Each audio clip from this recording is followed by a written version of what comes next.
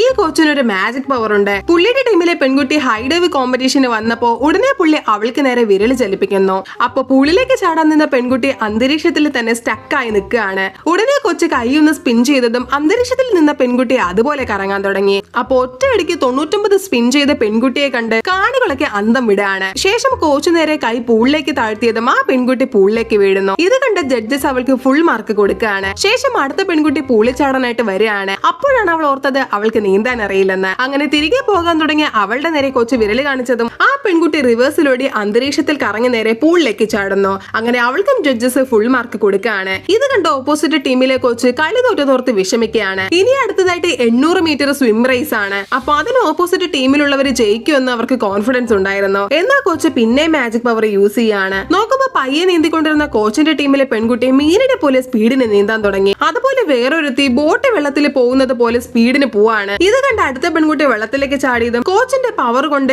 ഇങ്ങേ അറ്റത്ത് നിന്ന് ജമ്പ് ചെയ്ത പെൺകുട്ടി അങ്ങേ അറ്റത്ത് ചെന്ന് വീഴുന്നു. അതായത് നീന്താതെ ചാടി അവള് ഫിനിഷിംഗ് പോയിന്റിൽ തൊടുകയാണ്. അങ്ങനെ കോച്ചിന്റെ മാജിക് പവർ കൊണ്ട് മണ്ടോ ടീം എല്ലാ ഗെയിമിലും ജയിക്കുന്നു.